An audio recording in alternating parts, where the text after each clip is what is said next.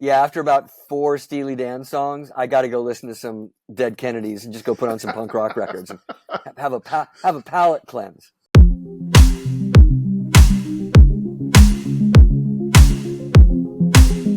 Hello and welcome to the Keyboard Chronicles, a podcast for keyboard players. I'm your host, David Holloway, and I'm thrilled as always to be here with you. I'm not joined this episode by my mate, Paul Bindig. He's very busily gigging around the trap, so hope you're doing well, Paul. The person I am hanging out with this episode, though, and I'm extremely thrilled to have done so, is Mr. Roger J. Manning. Now, as you'll hear, Roger, I know I always say this as far as diversity of people's careers, but I just love Roger's work. I knew broadly of some of his work prior to researching for this episode, but on listening to his solo work and across a range of projects, I just love his work, full stop. We'll talk a lot about that in the episode and his key influences, but what you have is a guy who totally understands his roots in music, manages to create new work that is not derivative of those roots, but takes the best aspects of those. So it sounds a little bit mysterious, but it's well explained by Roger himself in some really deep insights. I think you'll enjoy this a great deal, and I'll talk to you at the end of the show. Roger, cannot thank you enough for taking a Friday night to sit with us and chat for a while. How are you doing? I'm doing fine, thanks. Having beautiful weather in Los Angeles here. I can't complain. Yes, I'm always envious of LA weather. So I thought we'd start the chat tonight just talking about, say, your last year. We're going to talk about your whole career and the incredible diversity of it, but just let's talk about what's been happening for you over the past year. What are you up to, and what's sort of dominating your time at the moment? Wow. Well, I continue to freelance, so a variety of work from home, Los Angeles area. So far this year, it's been made up of random keyboard sessions, some soundtrack stuff that I play on, but a lot of it's been at home here in my studio, overdubbing on people's projects, and been working with another gentleman on like sleep sounds, meditation music type stuff, which is an experiment we're doing. Trying to see what that world's all about, which, I had no experience with, but he actually thought I'd be a good collaborator with him. So he invited me in, and I've liked the challenge of doing something different that I've never done before, because you can't use any of the skills or very few of the skills that I've honed over the years. And then more towards the summer, there'll be some Beck dates that are going to start happening here and there. So just trying to just make sure I'm always kind of working, doing a lot of advance arranging for that. So it's, life of a freelance musician, basically. Yes, absolutely. All right. So Roger, I wasn't expecting to ask this question, but you mentioned the sleep stuff. That's an area that I'm fascinated by, and you mentioned your huge skill set that you built up over the years. What was the different skill set you needed to approach with the sleep music? Well, as one might imagine, I've learned sleep music, relaxation, meditation type music. The pace is unbelievably slow and tranquil. If you're comparing it to standard rock, pop music, or even any jazz or classical, there's a tempo and energy. The tempo with a lot of this stuff is actually something you're trying to avoid. You don't want there to be any kind of pulsing at all. You just want it to like a lot of static floating. That's been the main one. And then also, in addition, there's harmonic content, but it's again very minimal, and if anything, it has more to do with harmony morphing in and out of other harmony, but at a very slow pace. It's just like once you start practicing it, you start getting the hang of it. But it's hard to believe that something that sounds like it has so little information could be so internally complex, which it is. Yeah. And sort of what lengths are you aiming for, Roger? Is this shorter form or longer form sleep music?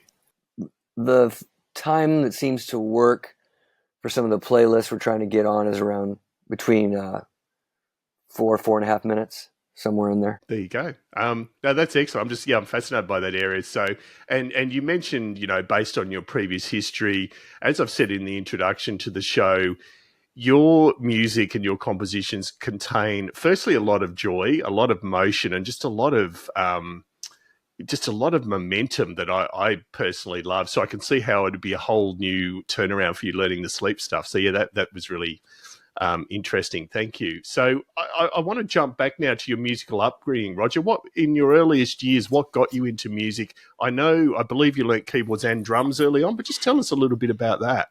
Yeah, actually, I was only fascinated by drums, probably because it's the most overt. If you're, in the late '60s when I was like a little teeny weeny kid, the drums are just so visual.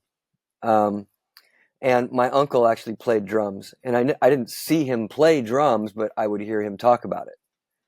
And it was very just innate, this innate attraction. And again, this isn't particularly unusual, but kids like to make sound and beat on things, and I was no different that way. Pots and pans, all that stuff. But really, I can remember vaguely remember it. My mom tells me more of the details. But my younger brother is 2 years younger than me. For Christmas, somebody gifted him a box of toy percussion. So it's like a little tambourine and little maracas. There's a triangle, all kinds of stuff. It's a very nice, like, little kit for a toddler. And he opened it up, and I literally took it out of his hands, and I just started grabbing everything, and I just started using it as if it was my Christmas present. And I broke all the percussion instruments within like a couple weeks because I would just couldn't get enough of it. And somewhere around 1970, we moved into a new neighborhood, and my mom and dad were kind of smart enough to go, well, he seems like he has some innate talent here, but what do we do with that? It'd be nice to give him some lessons. And this new neighborhood we just moved into happened to have a high school girl down the block who was teaching piano lessons to the local kids. And then coincidentally, and my mom was also smart enough to go, well, if we're going to pay for lessons, I don't want him to just learn rhythm. I want him to learn chords and such, so you can have something more well-rounded. That was her whole thinking. And piano, of course, would do that. My grandparents were about to give a secondhand piano they had away to the thrift store. They said, well, no, we'll take it from you. So now I had a piano, now I had a teacher, but I had no interest in lessons. It was just something that the adults told me to go do. I totally had a puppy love crush on my piano teacher. It was this cute 16-year-old girl, and it was a Mormon family.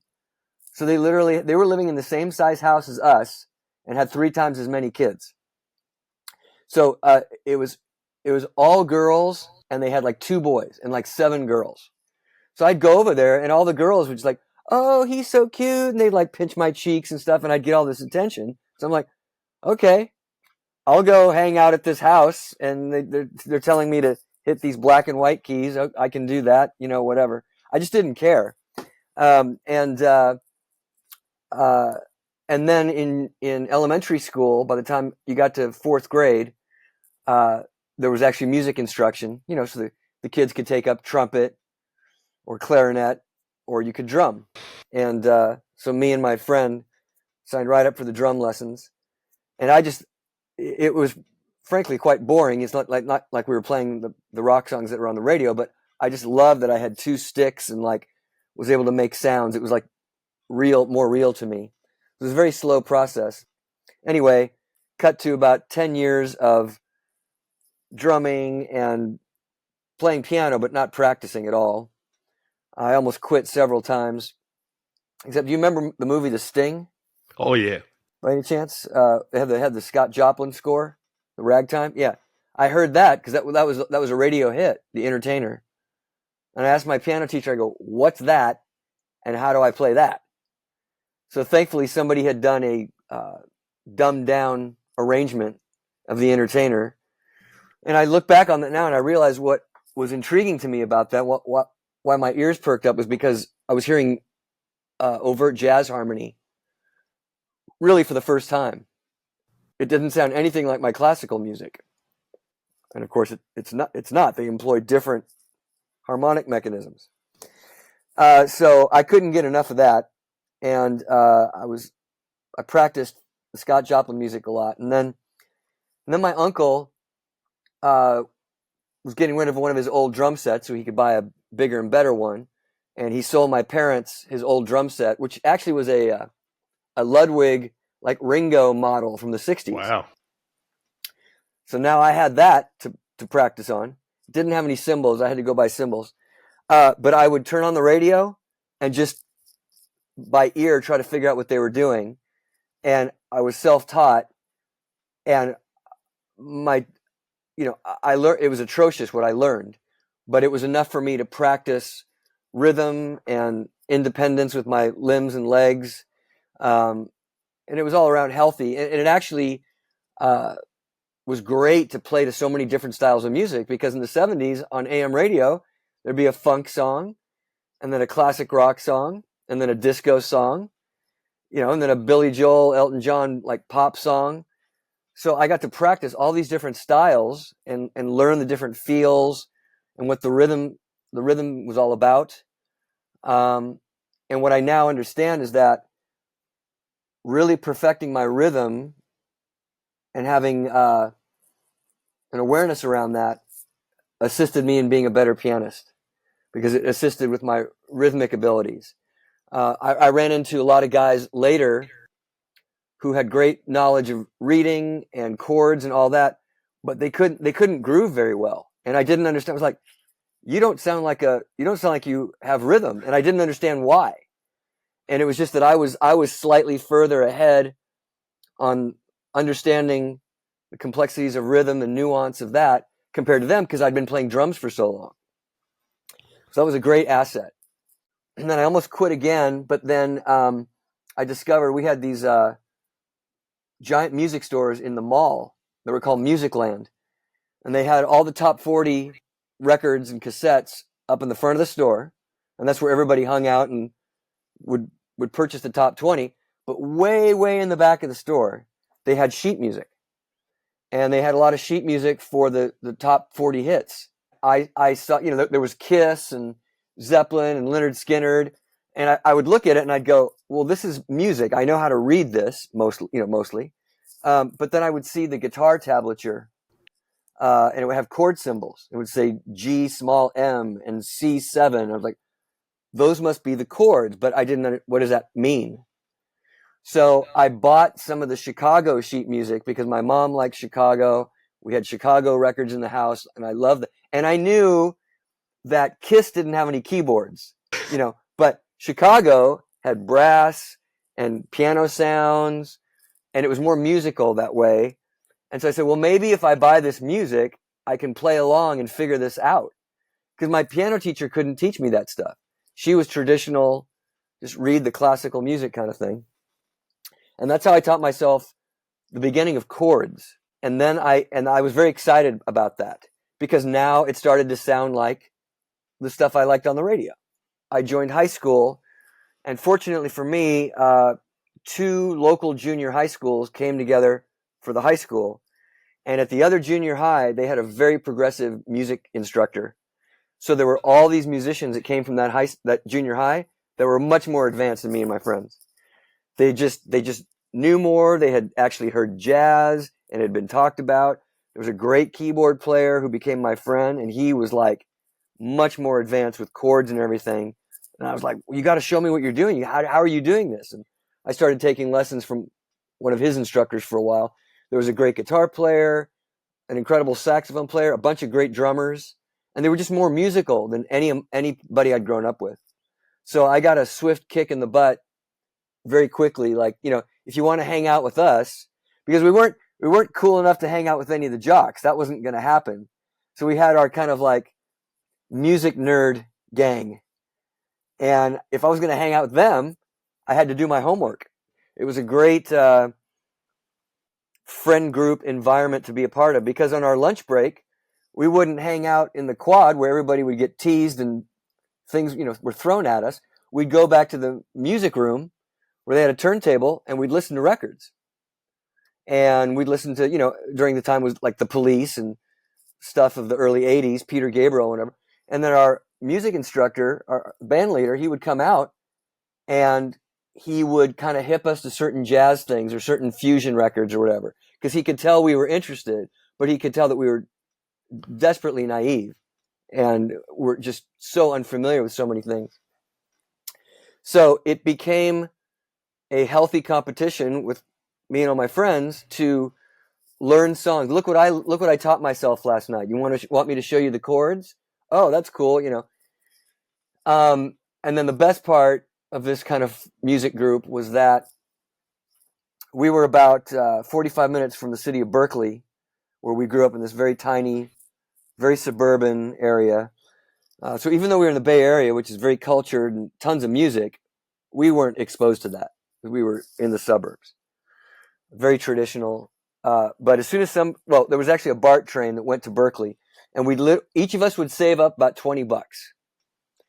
And then on Saturday, we'd take the tram, BART, out to Berkeley, and we each buy 20 records of dollar used vinyl. Like, this concept of used vinyl was the greatest discovery in the world.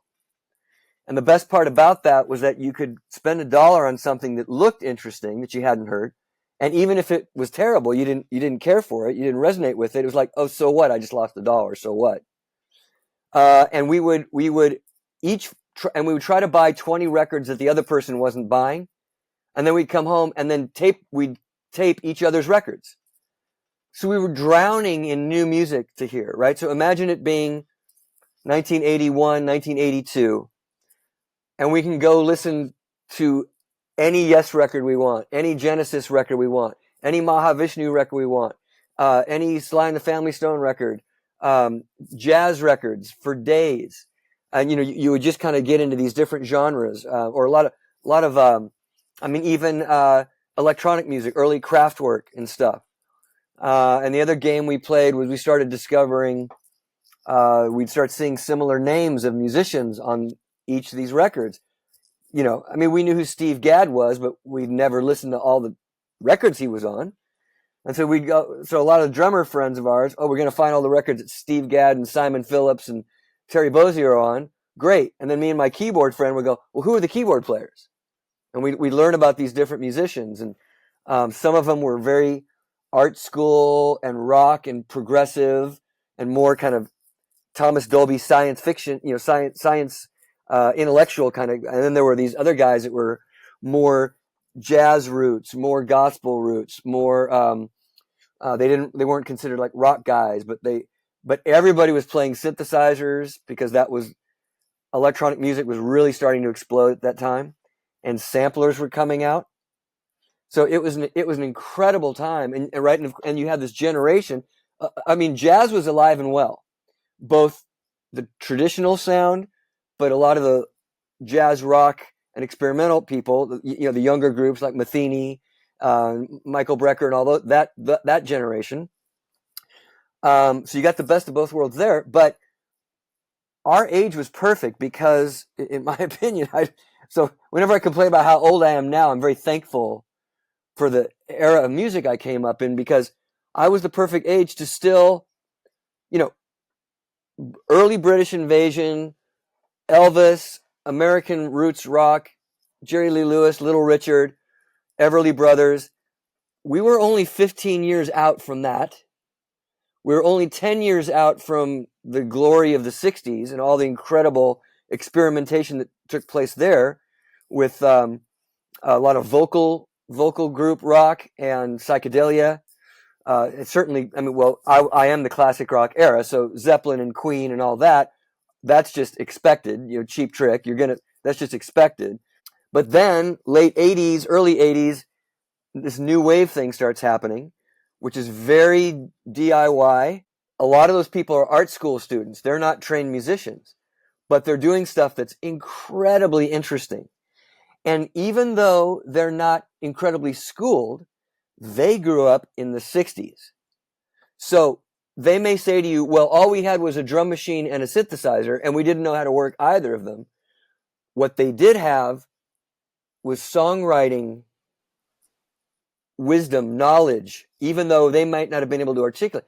They knew if we're going to screw around with these instruments and we're not from music school, we'd still better have a great chorus and a great beat for people to dance to. And we better have a strong verse, chorus, maybe a bridge. They understood they were still operating out of a classicism. And in my opinion, late 70s, early 80s is some of the most incredible, interesting music in a wide variety of genres. A lot of it was youth culture. First wave punk was happening, and first wave punk was kind of dying, but you get all this incredible stuff that comes out of the ashes of first wave punk. And I love so much the first wave punk. Anyway, Damned and Pistols, of course, but then death rock, gothic rock starts coming out of that. So Susie and the Banshees, Echo and the Bunnymen, Smiths. I mean, it's just like it was almost like too much I was just drunk with music. And so from there, it was pretty clear that nothing made me want to get out of bed in the morning except music and girls. But wasn't doing too well with the girls. So all my energy went into just trying to get better at music because it was fun to do, to set a goal and to try to achieve it. And again, I was very lucky to be surrounded by my peers who were kind of kicking my butt, Yeah. So, and then it was just very natural to go, all right, well, I don't know what I want to do with music, so I'm going to go to music school and explore. And that's exactly what happened. I got accepted to a lot of music schools, but at the end of the day, I wanted to be in Los Angeles because so many different things were happening in Los Angeles. I actually had some family there, so it wasn't like I was going to the East Coast. The East Coast was just like Europe to me. I mean, it was a whole new planet. I didn't understand the weather. I didn't understand the freeway system. I didn't understand the cultural nuances. I was like a West Coast kid. So I kind of just launched out of Los Angeles, and I'll stop there for now. No, look, that is a brilliant summary. For those of our listeners that are under the age of, say, 45, that is one of the best summaries of the culture of the time from the late 60s to the early 80s that I've ever heard. And look, Roger, I'm only a handful of years younger than you, and you essentially reflected my upbringing. It was just amazing. So, I think you nailed that beautifully. And so you mentioned you went to music school. So you obviously had an intent that maybe this will be my life's path. How did you go from that to actually starting to make a living in music? I mean, I will say, and a lot of this has to do with what shaped me as a young adult. But like I said, I wasn't exaggerating when I said music was the only thing I wanted. When I got up out of bed in the morning, that's all I wanted to do. And it was pretty clear to me, it was self-fulfilling. It was very clear. The more I applied myself and time and devotion to music, the more reward I would get back. It just kept feeding me. So it became a drug of sorts. The more I played with it, the higher I got. And there was kind of a mental block. My heroes who were making a living doing this, which of course were a lot of the rock pop people of the day. I didn't know how you get to that level, like what has to happen to get there. But I was certainly where the jazz and fusion community was concerned. Well, the way you got there was to be the best at your instrument. So I was obsessed I loved improvising. I loved jazz and so forth, brought that. But I also liked, like a guy like Terry Bozzio. I was just talking to a friend about him the other day, where he came up in the kind of jazz musician world, but had a lot of fun making a hard right turn into having a pop rock band and having great success with them and learning to write pop rock songs. And we were all in awe of someone like him. And there were others, of course. I mean, Sting was a good example, who they could just float in both these worlds. A lot of the guys in XTC, they were highly musical, but they really understood songcraft and how to make their own statement in a post-Beatles world kind of thing. So what happened was, halfway through college, basically the songwriting bug bit me. And I realized I could improvise over anybody's music. But what I enjoyed the most was improvising over chord changes that were fascinating to me. And songs that had rich harmonic content and was interesting and moody, right? So that's why like a guy like Brian Wilson appealed to me, even though I didn't see any of the relation to jazz in it, even though there's a tremendous amount of jazz in it. But I couldn't understand that at the time. But it was all about those harmonic structures. So I got really into songwriting. I literally I'll never forget, it was like one day during my sophomore year, I stopped practicing Thelonious Monk and just made a hard right turn into, why does this Bird song sound so cool? Why does this XTC song sound so cool? What is this Smith song? They were all fast. They were just endless enigmas. It was literally, I was kind of starting over from square one because I didn't understand how these people, some of whom were very trained, but a lot of whom were not. And as you may know, you can get away with murder on guitar if you know a handful of your positions, because you can move up and down the neck and create some really interesting textures and not know what the hell you're doing. If you've got a sense of rhythm, right? And that's what was happening with a lot of these guys. Well, whereas for piano, I'd always approach piano with such an academic mindset that you didn't dare explore songwriting or improvising unless you understood the foundation from which you were launching. And so being a child of the golden rock era, I, like a lot of people, I was a frustrated guitar player.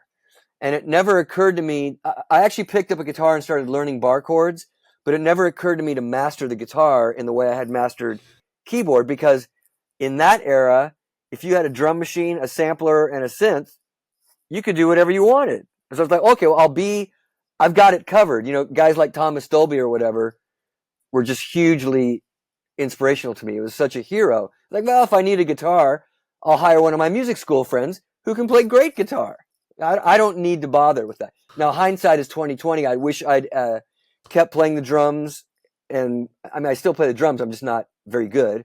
And I can fumble around on the bass and fumble around on guitar. I'm just not, it takes a lot to get me to play a part for my solo stuff or whatever. Anyway, I wish I was more well-rounded with instruments. But that's the trajectory I took. But to answer your question more specifically, I tried my best to allow myself to be drawn to stuff that I really, really liked, because you would not have to force me to practice that stuff and to explore that stuff. And so other things started falling the wayside a little bit. Like, look, I'm not going to be the next Chick Corea, Herbie Hancock. I think I'm going to find more of my own voice through songwriting. And I had some peers who were inspiring me, who had been doing it longer. I thought they were writing I got involved in this really cool group in college for about a year and a half. And these guys were all about 5-6 years older than me. And the group was focused on, it was very 60s nostalgic. So they were kind of part of that early 80s Paisley Underground, it was called. It was kind of a movement. The Bangles came out of that movement, the 3 O'Clock, groups like that. And that was very much a cool thing. There was a scene like that in Los Angeles. Anyway, I became their short-lived keyboard player for a while, because they were like a power trio, like a mod trio. And they wanted to expand their sound. My head was I was like obsessed with the Hollies at the time, and Simon and Garfunkel and the Monkees and all this incredible stuff that I knew, but I'd never spent time with as a musician. And so these guys they all became like my big brother. And they sang like birds. The two guys that wrote the songs harmonized. Well, they harmonized like Alan Clark and Graham Nash. Yes. You know, they were very, very Hollies in their sound. So I came in and they taught me how to sing the third harmony and to learn how to hear my key and to start doing it automatically. I was a very quick learner because I loved that. It was so much fun for me. And then I was like, well, you got to play the keys and be able to sing at the same time. It was like, oh, this is so much fun. And when the three of us, when I learned to blend with them and I learned to phrase with them, we sounded really good. And I felt like I had this new superpower. And it was very clear to me that as much as I enjoyed singing, that I didn't have a voice that was iconic and as powerful. I wasn't a male tenor, traditional baritone. So it was very clear. I just kind of understood early on, you can sing, but you don't have Sting's voice. You know, you're gonna. I don't think you're gonna be a lead singer here. So it was just like another tool. I could sing people my ideas, and I had no harm. I'll sing harmony for days. You know, I started to kind of see my role as a auxiliary, sideman, collaborator. I'm not front and center like we'd go see the Red Hot Chili Peppers and the Anthony Kiedis is jumping around. It was like that was a whole other special skill set that I didn't, you know, unless I was very, very drunk, you weren't going to see me venturing out into that world. So what ended up happening was I started playing around LA in various wide variety of bands in addition to this 60s group. And then right before my senior year, my friend from high school, Andy Sturmer, had been playing with a group up in San Francisco Bay Area. And he and the bass player, it was their band, they wrote all the songs. They both sang all the songs. And they had a sound that was their only other thing. Well, they lost their keyboard player. I don't even know what happened.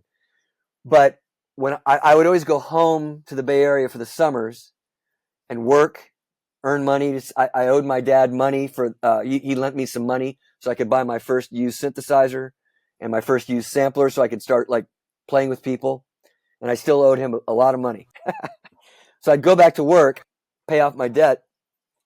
And I started moonlighting in Andy's band that he had. And again, that was a bit of a step up because they actually had management.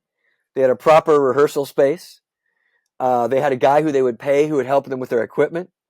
They had a booking agent who would book them at all the hip local clubs in the Bay Area. So they had regular weekly or every couple weeks. They had shows.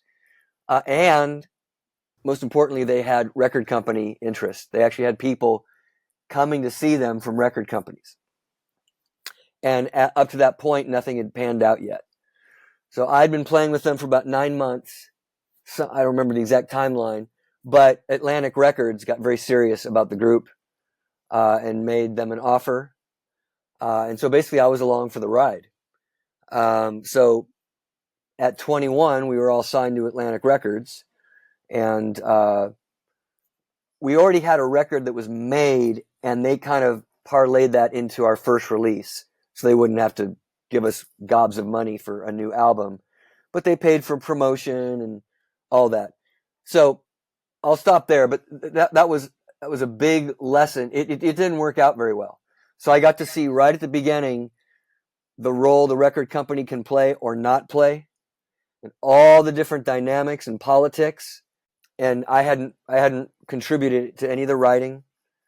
And then, as you can imagine, so Jellyfish, between me and my partner, we kind of rose out of the ashes of that band as that band was coming to its demise, and there were lots of things that happened. But that was kind of the foot in the door moment. Yeah, absolutely. And look, the Jellyfish are extremely well documented, and I'm super keen to get onto your solo career because you've just raised a bunch of points that beautifully link in with your solo career. But just briefly on Jellyfish, by the time you've gotten to forming that group, which went on to have success, as you said, you'd already learnt some stuff about record companies. You developed as a player. So just tell us across those years broadly, As a player, how did you develop, and what else did you learn about the industry that helped you through to today? One of the main things I learned in doing my own bands and really getting involved in the arranging of the music with my partners, what was just that very word, arranging. I had a lot to learn about the roles that all the different instruments played. Not so much. Well, I know what the guitar and the keyboard and drums and bass all do, and the background vocals. But it was how to best have them be utilized, how to maximize their limitations, and of course what they do best. And there's no better way to do that than to sit down with a blank canvas. In this case, it was our 4-track or 8-track cassette recorders. I actually had a used. I was smart enough to buy a secondhand 8-track 1/4-inch reel-to-reel and a mixing console, because I was, again, it was groups like Tears for Fears, a lot of the kind of synth pop duos, Depeche Mode, groups like that. They were all about, and Thomas Dolby, they were all about kind of this DIY record making.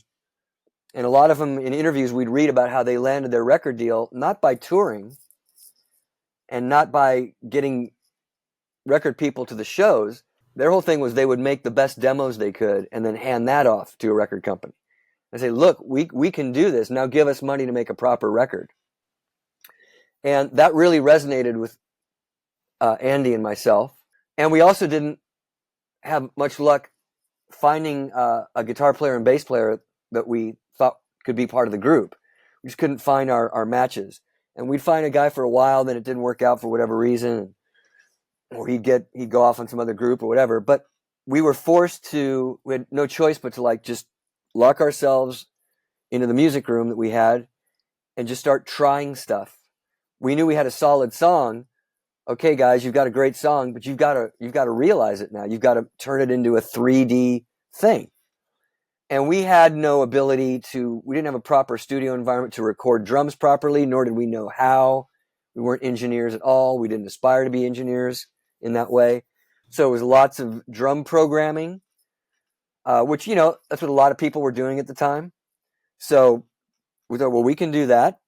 I learned to play bass lines on the keyboard, got really good at what a bass player would do, and a lot of keyboard driven stuff. And then Andy played acoustic guitar well enough to record, and then maybe we'd have a friend who I met in the music store that I worked at. He'd play some electric guitar, whatever. Whatever it took to get to the finish line. And when the first band broke up, we actually saved our record deal with Atlantic with these demos that we had done. Because the guy was like, "Well, these are pretty good. Let's talk about what might come of this." To answer your question, every time I would do this, I would learn so much about arranging, and that would include the two of us fantasize really be great if a string section came in here for the chorus. Cool. What the hell does that look like? And thankfully, there were samplers and samples of a lot of these things, whereas 5-6 years prior, you didn't have samples of strings, but now we had crappy string libraries, and you could sit there and voice chords and go, that sounds like something a string quartet might do. Or this sounds like I remember the old disco string lines. Maybe we should do something like that. And you would just trial and error. And you knew right away if it sounded goofy or corny, or you weren't fooling anybody. And so you would try another idea and you would dive into, look, how do you become a good jazz musician? You do two things. You dissect every inch of your favorite jazz records. You transcribe everything from what the piano player's doing, maybe the trumpet solo, and you just learn it. And you study all those songs in all 12 keys so you can learn all of your harmonic interrelations. And you then also have to go play with players so that you play with players who are better than yourself. They lift you up, and you start learning what it's like to play with other human beings. Those are the only two things you do, and you have to do them religiously. So learning to make pop rock records was exactly the same. We had our heroes, but admittedly, we didn't really know a lot about how they got from point A to point B. So we would just go in and start copying our favorite records, past and present. We spent a lot of time with Zombies, Odyssey, and Oracle. A lot of time with McCartney Ram album. A lot of 10cc. A lot of, I don't know, Aerosmith, Sparks, Cheap Trick, Queen, Beach Boys, of course, Carpenters, Fleetwood Mac. Because that's really where we were at the time. There was, I mean, but again, everything we learned from the Police, everything we learned from Prince, Peter Gabriel, Phil Collins solo stuff, and Genesis, on and on and on and on. And we just kept trying it. Tom Waits, we're a huge Tom Waits fan, huge Elvis Costello fans. I mean, I still am, but I'm saying at that time that's what we were focusing on. And then, our demos just started sounding better and better. I had loosely stayed in touch with Jason Faulkner, who was in LA, who I'd met. And the 3 o'clock had just broken up, and he was their last guitar player. So we invited him up to the San Francisco Bay Area to play guitar on our demos to see if he was enjoying that at all, if it seemed like a good fit for all of us. And so that worked out. So the three of us then started finishing demos together. And it just snowballed that way. And the three of us made the first Jellyfish record together. Still didn't have a bass player. Jason played almost all the bass on the first album, and did an incredible job, as you know. And then we hired my brother to be our touring bass player when it was time to promote that. Yeah, and look, an amazing insight on the importance of arrangement there. Thank you. That sums it up beautifully, that era. And what did you learn from a live performance viewpoint? And I apologise, I can't recall exactly how much of as you said, you were definitely live. How many gigs would Jellyfish have played throughout their career, and what did you learn as a player from a live performance viewpoint? Well, I don't know how many shows. I mean, they tried to have us out pretty much always, but there were some months there that were obviously thin. And then we'd get like a Black Crowes tour and be out for 5 weeks and playing for a completely different audience. And, England wants you for some children's TV show. Okay, you fly out for just one show. These are things that you have the stamina to do when you're in your 20s. And even though you're underslept, you don't care. And everything's exciting for the first time. And your stomach doesn't care what it's eating, even though you're eating horribly and you're not sleeping, and you just have more resilience. Live, I played rhythm guitar too. And Jason kind of helped teach me more guitar stuff that I needed to know, which was great and a lot of fun. And guitar allowed me to jump around and just be more expressive, and just to be more entertaining. When you're behind the keyboard, you can't move around, because if you do, you risk screwing up. It's not forgiving that way. You gotta stay in front of the keys for the most part. Once in a while, you can play with it. Keith Emerson certainly showed us that. But we started understanding right away things that work and things that don't work for holding an audience's attention, especially if you're playing in front of an audience that's not there to see you. Which, when you're starting out, you do that a lot, because you're opening for a lot of groups. And sometimes the match isn't always a smart one. But you go for it anyway. And the thing that we had going for us is that people love to see us all sing together and harmonize. Because that was, not only was that rare then, it's still rare now in a rock pop setting. And so we took great pride in that and having fun with that. So that was very entertaining, and people liked watching us kind of be musical acrobats. However, we were all locked behind our instruments. Even my brother on bass and Jason on guitar, they couldn't move around too much because they always had to be on the microphone singing. It was a constant juggling act between trying to entertain the audience and sit and do your part and do it well, sing in tune and all that stuff. So it was, especially for Andy, who was playing the drums and singing the lead vocals.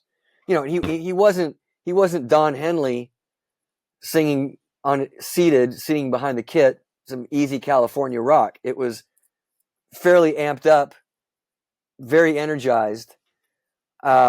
but Andy liked doing that. He was not interested in coming out from behind the kit like Phil Collins or something.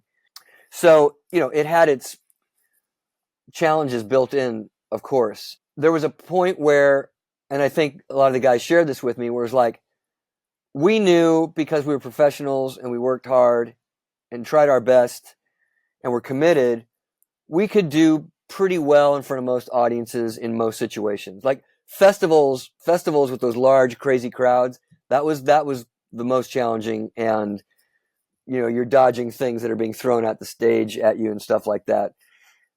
But even though we got to a level where I think we would all agree we became a pretty decent live band, we all much preferred being in the studio and the record making process.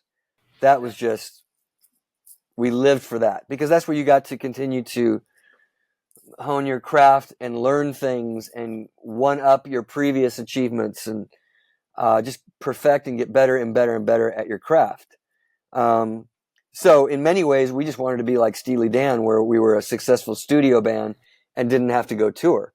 Again, not because we didn't enjoy playing live, but it was really, really hard work, especially with everybody singing all the time like that. It would be fun to like just be AC/DC and just like rock out all night and not have to worry about all that other stuff and just turn everything up on 100 and have that power of or just be like Kraftwerk, Yes. and like have all these crazy electronics happening, Tangerine Dream or something, and not have to worry about the other part of it. So it was what it was, and very thankful for everything I learned at that time. Yeah, no, a great perspective. Thank you. And you mentioned about, preferring in some ways to be a studio band and honing your craft. I'm going to, for the sake of time, attempt to bring in together your amazing solo work, the subsequent work with Imperial Drag, even your work, TV Eyes, even the Moog Cookbook, which I love. And I'll talk about that in the introduction to the show.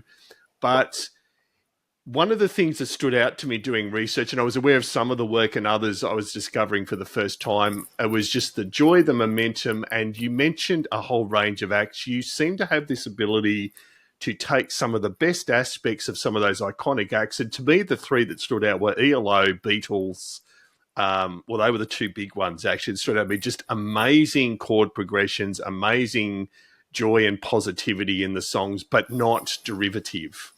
So you've obviously honed that over the years. Just tell us about how you've kept that passion up over the years to release your own solo work. That was something that was always a priority for me, and thankfully a priority for the collaborative relationships I've had over the years with some obviously incredibly talented people, songwriters, singers, lyricists, musicians. And I think we were self-aware enough to understand we weren't necessarily reinventing the wheel. We were happy continuing in a tradition of melody-oriented pop rock music that our predecessors had already perfected.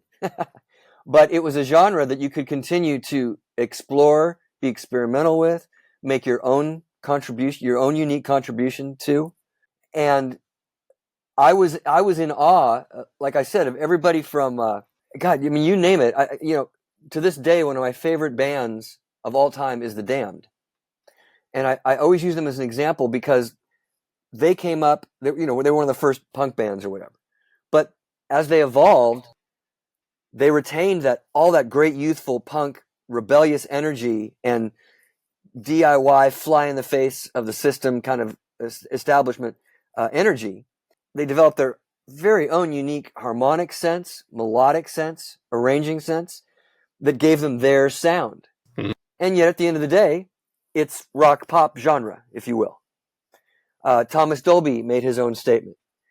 Peter Gabriel, Talking Heads, Blondie, even if you get into like my generation's grunge, Nirvana, Soundgarden, Red Cross, who we adored, all these groups were continuing to make kind of their own statement in this genre that they had inherited growing up.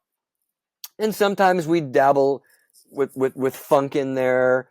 Certain groups had hip hop elements. Certainly Beck, who I've worked with for years, has explored that. But it was always kind of rooted in pop rock tradition and then how far can we take it, kind of thing. And if you want to explore some of the dancier side of that, great. If you want to explore some of the ballad, moodier Burt Bacharach side of that, great.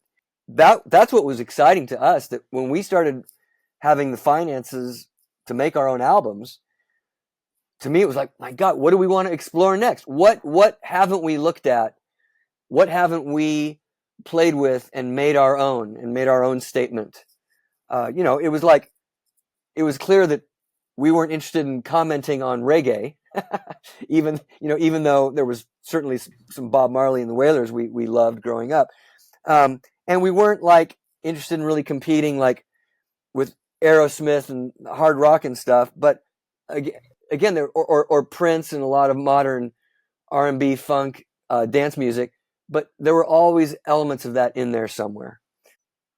So, well, as you can tell, all the projects I've continued to do over the years, particularly the ones that were solo or I was a co-collaborator, they've continued in exploring a pop rock tradition. That's just when I'm the most honest with myself, or what comes out of me naturally. It's that. Burt Bacharach, he already established a sound that I was kind of born into in 1966. And so I kind of hear it as a little kid. But that sound, even though it's before my time, it resonates with me almost more than anything my peer group did. I just relate to it so much. It's written from a keyboard perspective. It's very, very rooted in jazz tradition, but it doesn't sound jazzy. He developed his own melodic and harmonic vocabulary. He explored lots of feels and sounds. And by the time it's the 70s and 80s, his sound is very kind of adult, easy listening. But in its day, it was kind of top 10 pop fare. The whole sound they created with Dionne Warwick was kind of groovy, and they used it for a lot of film score. It was very pop fare. And so I just bring him up and his legacy up because it's so much part of my DNA. And, I adore Led Zeppelin. I mean, so these things all kind of add up to where me and my friends have arrived. And I've been happy to hang out there, and basically hip hop continued to take over to the point where hip hop dethroned Rock and Roll Foundation. Now everything is Hip Hop Foundation, and that's fine. There's some of it I like. However, that's not why I got into the business. I am addicted to the drug of melody against harmony. Because even though you only have 12 pitches, it's an endless combination. There's endless combinations to be explored. And that's what always kind of kept me hooked. Yeah, and that's really evident in your output, as I've said, and we'll be linking to each of these solo albums and your projects in the show notes, but they are all so well grounded in what you've just said in your DNA going back to the 60s, and it's just, amazing. As I said, it manages to sound original, edgy, and but also well grounded. Yeah, amazing stuff. And I'm making a huge assumption here, Roger, but I'm assuming somewhere along that line it was that grounding and that eclectic approach that led to you and Beck meeting up and you joining his band. Tell us how that came about. Well, it was quite serendipitous. There was a lot of like universal intentionality, a lot of metaphysical aspect to me becoming involved with him. When Imperial Drag was kind of coming to a close, I found myself at age 31 or whatever I was. For the first time in my brief career, I didn't know what was next. I knew that I would have no problem starting another project, but I felt very drained. I felt very exhausted, that I had kind of gone as far as I knew how to go. Some things worked fantastically, and other things, came crashing down in defeat. And part of me was like, I just want to be a sideman to a group or an artist that's already moving, that's gone to that next level, and I can be of use to them. All my musicality, they can make use of. But not knowing what that meant. And at the time, people were like, well, who the hell would you want to play with? And I said, well, I love Supergrass, but they're all the way in England. They didn't have a keyboard player yet. They were about to get a keyboard player. I just love their songwriting. I thought it was fantastic. I related to it tremendously. Same with Blur. I liked them quite a bit too. But all these bands were on the other side of the world, and they were their own self-contained entities. I said I love Marilyn Manson because I love the theater. I like this crazy world of the absurd that he's created, and this music that he's done with Trent Reznor that to me was very much modern glam. It was modern glitter. It was the next logical conclusion to T-Rex, Alice Cooper, the Sweet, and all that stuff that to this day I adore. I love that period of it's very European, very British rock.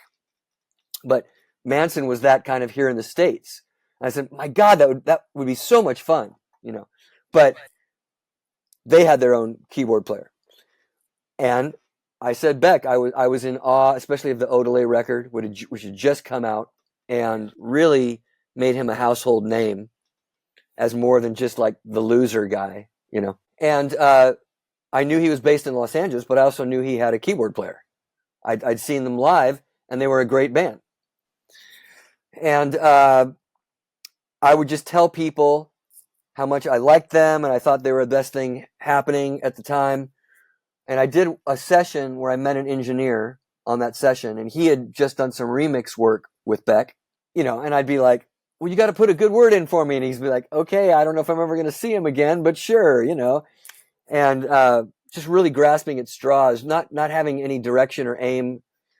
And then I kid you not, about 4 months later, unbeknownst to me, he had a falling out with his keyboard player. They parted ways. I still don't know what that was about, but they were still promoting the Odelay record, and they had a 3-week tour in Australia that they had to do.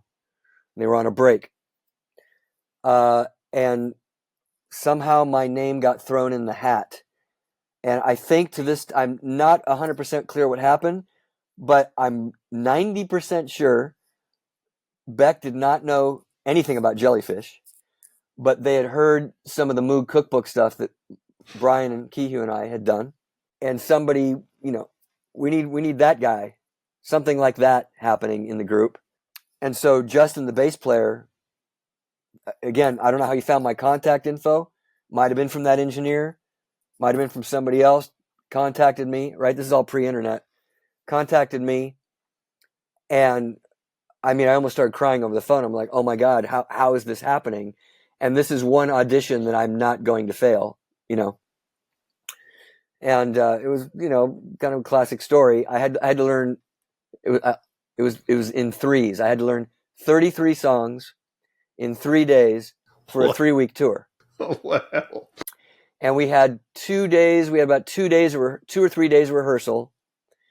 And I was going to inherit the old keyboard player's rig. I couldn't bring any of my own stuff because it was all set up, understandably, for the sounds that they needed for the tour. So I had to learn what was going on there. Anyway, I couldn't have been more excited to prove to him that I needed to be a part of his world. And it worked out, and the tour was great. We had fun. Still not much time to get to know everybody, but I still had a blast. I think they enjoyed me being a part of their world for a few weeks, and then it was over. And I was like, oh crap, because they were done promoting the record. They'd already been out for almost 2 years. And I stayed in touch with him here and there. We were friendly, but he was very busy. I think maybe I had dinner with him or went and watched movies at his house one night or something. And then another 3 months went by. And unbeknownst to me, he was getting ready in the studio with a whole nother batch of songs to record the Mutations record. And so he said, I made all these recent records with the Dust Brothers, and it was more computer oriented. And I was very happy about that, and it worked well for me. But now I want to do a band with like players, with like more in a traditional songwriter kind of way. And I was like, well, you know, I've got to be in the keyboard role because that's my training. That's my roots. Making those brilliant computer-oriented records, that's not my training. I of course would eventually learn how to do that, but at the time that was a bit of a foreign language to me. I came from a player's world and songwriter's world. So we recorded Mutations. It's one of the most incredible recording experiences of my life, and then that just kept, next and next and next. And that's, I mean, and how many years has it been now, Roger? It's off and on since '97. Yeah, so whatever wow. that is, 23 years or something. Yeah. I took a break. I took a break in the 2000s for a bunch of reasons I won't bore you with. I needed to get off the road. It had nothing to do with the Beck band. It would have been with whoever I was touring. I needed to stay home for a while. So I did. And then thankfully in 2011, after he had come off a break, he kind of got the old band back together again, so to speak. And I've been playing with him off and on since 2011, which has been great. Amazing. And look, again, being aware of time, I just briefly want to cover, I've seen videos of your 2023 gigs, and as you said, there's more coming up this year. I mean, you bring a whole range of energy to that band, and not just with keyboards, but with backing vocals and some mean tambourine work even. So tell us about your keyboard. Tell us about your keyboard rig, at what it tends to be for a Beck gig now. Well, again, for an artist like him, who's always changing his sound, his presentation, what he wants to emphasize, what he doesn't want to emphasize, making a left turn here. So my rig is always changing. One of the funnest rigs, certainly from a keyboard standpoint, was between like 2014 and up until about 2018, 2019, was kind of an everything but the kitchen sink kind of rig. So we had an upright piano. Oh, wow. I had a clavinet. I had a little Baldwin Discover organ. I had a Nord up there that actually allowed me to get like, Wurlitzer sounds, but also I used the Nord to control the computer when I needed that, samples. And then I had like a little glockenspiel up there. Lots of percussion. And then my crowning jewels were the original Jupiter 8 and original Prophet 10 sequential circuits. And I brought those to rehearsal. He knew I had those keyboards, and I brought him to rehearsal to try them on some of the music. Everybody, including him, they could hear the difference of how beastly these things sounded live in the rehearsal room. And he was like, "You've got to bring those on the road." And I said, "I absolutely want to. Just know that these are antiques. I don't have a replacement for them. And they are old and they can break down."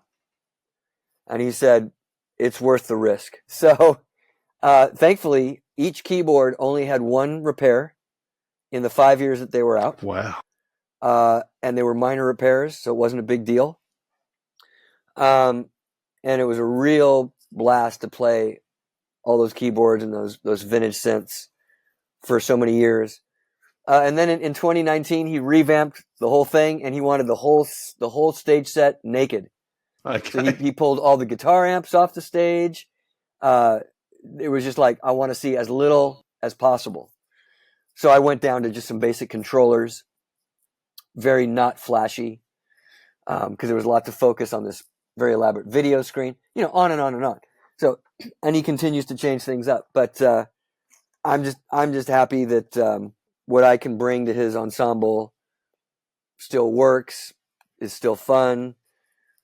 He and the audience seem to appreciate what me and the other guys bring, and I'll be a part of it as long as it makes sense for him to, have me there. Yeah, absolutely. No, I think, you're a very valued member.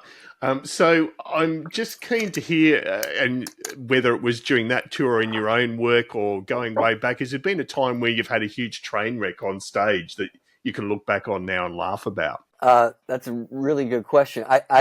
There have been lots of close calls and lots of like, oh man, boy, did I make a horrible mistake there. But then I'll talk to my friends in the audience. And they're like, what are you talking about? I didn't hear anything. Yeah. I mean, there's certainly been classic scenarios where something on the synthesizer is locked in a setting and you don't know it's locked. And so you go up to play and it's completely out of tune or something like that. And then you're scrambling to figure out why. My biggest challenge to this day is the in-ear monitors. And there are so many sounds that have to come. It's not like I play guitar and I need to hear my guitar and I need to hear my vocal. It's I play keyboards and I've got to hear 28 different sounds on any given song. Excuse me. Just drank a bunch of water. And I have to hear my voice enough. And it's really, really challenging, especially with outdoor festivals. I'm still looking to see how people perfect this and dial it in. But I've literally walked out on stage in front of however many thousand people were playing. And I hit the keyboard and I think I hear it coming out of the front in the speakers, but I'm not getting anything. Yeah. Or all I'm hearing is the drum set screaming in my ears. And I go to sing and I can't hear myself. And so you're just praying that something's working. And this might not get straightened out for 4 or 5 songs. So in that moment, the temptation is to freak out. Yeah. And you start like, oh my God, this is so horrible. I'm such an unprofessional. What's going on? And then you just try to relax and just try to play the tambourine and sing that much harder and just trust your instincts. But it's particularly difficult if you're like, if you're triggering something that's not musical, like a sample or something, from the record, which often me and the drummer will trigger samples from the album. Well, you just hope that you're on the right key. It just can be quite a mess. Absolutely. But I've had so many of those because it's the nature of the beast. It's just it's part of my job now. And it's a real sign of maturity if I can just relax and not crack a sweat, not see anybody know that I'm freaking out, and just try to be an entertaining performer. That's right. Because even though obviously most eyes are on Beck, there's lots of other things to watch, and you're making eye contact with people. And yeah, no, absolutely. No, much appreciated. And we're down to our last couple of questions, and one of them is our regular one of tag a keyboard player. So I forgot to mention at the start of the show, Roger, you were actually tagged as someone that they would love to hear more about, and that was Mikey Rowe from Oasis and Noel Gallagher's High Flying Birds. So he actually listed you as Mikey. an inspiration. I haven't seen him for a while, but but he listed you as an inspiration, and that's one of the many reasons we reached out to you. So, is there someone you'd love to hear more about their career? Yeah, good question. Wow. Well, I would say someone like Thomas Dolby, but now he's got his audiobook out. Oh, I didn't realize that. I learned from. That's a fantastic listen or read if you haven't spent any time with that. Boy, let's see. A good friend of mine, Jeff Babko, he's a keyboard player here in Los Angeles. Now, we've actually had the pleasure, and I'm going way back, Roger, but before we became a video podcast, we were audio, I've had the pleasure of spending an hour with Jeff, and he's an absolute amazing guy to talk to. You're right. So he's actually been on and was amazing. Oh, there you go. Yeah, well, a part of what I was going to share about him was for a very short time, he had these keyboard forums. That was a podcast he was doing, and thankfully he invited me to be a part of one of the very first ones, and I was on a panel with Wrecking Crew great Don Landy. Wow. He was one of the keyboard players, and Jeffrey Keyser, who's an incredible jazz pianist, more traditional jazz pianist guy, and myself. I don't think there was a fourth guy. Usually he has 4 people, but I think it was just the 3 of us. Anyway, then Jeff mediated. And it was great. He had so many great questions to ask us because keyboard player, and we really nerded out. It was a lot of fun. Yeah. So I'm glad you interviewed Jeff already. Yeah, and look, his podcast was amazing. I should try to find that interview. Yeah, no problems. His podcast was amazing as well. And I remember speaking with Jeff at the time, saying it was a shame he didn't have the time to continue it because essentially he ran out of time. Because he's such a busy player. So, no, thank you for that, Roger. And then there's the dreaded Desert Island Disc question. So, rattling off 5 albums that changed your life or you couldn't live without. What did I scribble down here? I always talk about my kind of formative years so much, and there were so many at the time. But I wrote down, albums like XTC's Black Sea, Yeah. which barely has any keyboards on it at all. But I think it's a true masterpiece of a time and an era and just songwriting. And for me, it holds up to this day. Elvis Costello's Imperial Bedroom, very much from that same time period. Steve Naive, incredible keyboard work with all of Elvis Costello's stuff as part of the attractions back then. I learned so much from him. I continue to. The Steve McQueen album from Prefab Sprout. Oh, yes. That's just a keyboard treasure trove, as well as songwriting gold and arranging. I've always been fascinated by, again, whether it was like a progressive rock band or a new wave band, like an arty dance, like a Talking Heads band or whatever. We're talking about drums, bass, guitar, keys, and then singer. So what groups have done with just those sounds? Because it couldn't be more different. I mean, if one's a progressive rock fan, for example, you can just take Yes and Genesis from like the same year, right? Like 1974 has my favorite Yes album, which is Relayer. That would be a desert. And my favorite Genesis album, which is Lamb Lies Down on Broadway. Those are the same year, drums, bass, guitar, keys, and they couldn't sound more different from each other. There's nothing in common between those two groups and their two sounds, other than they were doing progressive rock stuff that they were both defining as they went. I mean, so I've always been fascinated by those instruments and what you can do with just those instruments. And then it's like, okay, if you need to bring in some brass, you'll bring them in. If you need to bring in some mellotron string, regular string quartet, you can do that. But what can the musicians get with just those four instruments? And Mahavishnu Orchestra has their own sound. Depeche Mode has their own sound with those same instruments. It's like, wow. It's just endless. Yeah, let's see what else. 10cc. Yeah. Either the soundtrack album, Deceptive Bends, and any of their classics. How Dare You? They're all such great records. McCartney's Ram, like I was saying. Yeah. There's lots of good Wings records, it's hard to like pick just one Beach Boys record because they all add up to one kind of song playlist to me. The Black Album by The Damned, that's a masterpiece. Yeah. All the Sly Stone. Yeah, there you go. all the like Stevie Wonder 1970 to 1975. It's all gold. And I mean, that Stevie Wonder stuff, right? You got Thomas Dolby, do-it-yourself keyboard player, singer-songwriter. Stevie Wonder, do-it-yourself, singer-songwriter, keyboard player. Yeah. How different are their worlds? Exactly. And they're both just a treasure trove of different playing styles, different groove construction, songwriting sensibilities, arranging the way Stevie arranged a funk pop song or a jazz pop song, the way Thomas Dolby arranged. I mean, it's just such a golden era. If someone were to ask me now, well, who do I listen to now that's doing that? I mean, they're in the cracks there somewhere. I can't refer to any per se that I wouldn't want to direct them to the Stevie Wonder records first, for example, though. Yeah. You know what I'm saying? No. I love The Cure.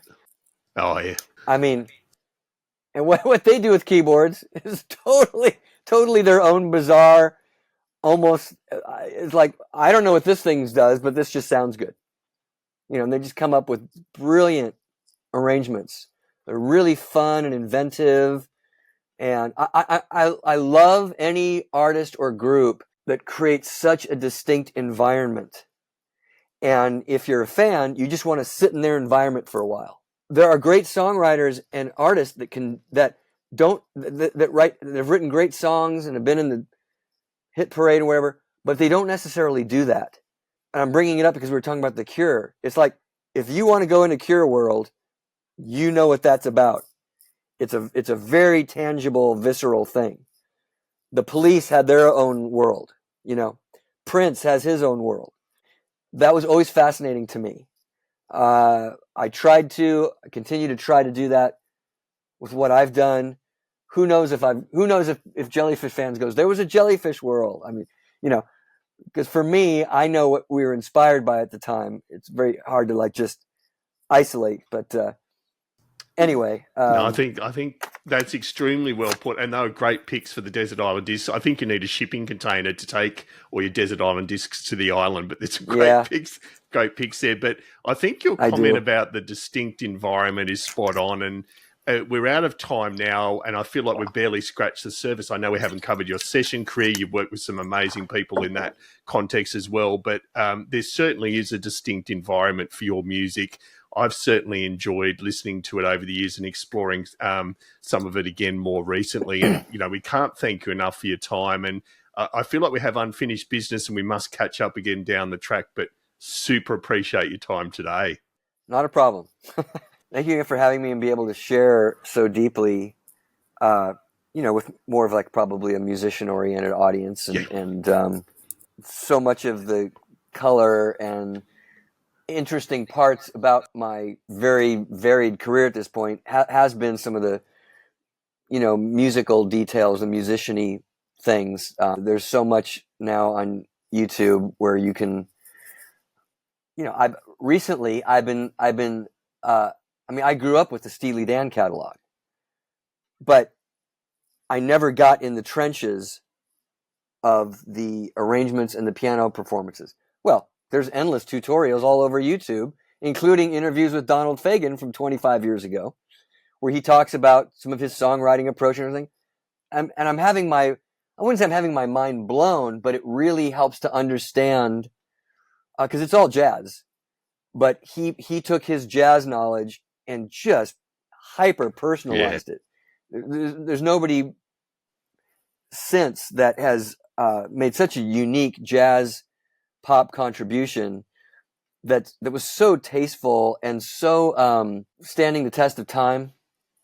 And I'm always fascinated by that. By the same token, I always joke, after about 4 Steely Dan songs, I got to go listen to some Dead Kennedys and just go put on some punk rock records and have a palate cleanse. And there we have it. Honestly, that was such a buzz talking to Roger. There is a person that thinks deeply about music and applies it to his own creations in a way that makes them have a legacy of their own. Like Roger talked about some of the previous artists and how some of their stuff is timeless. I'm pretty sure a lot of his work is going to fall into that category. So a huge thanks to Roger for his time. It was an absolute pleasure.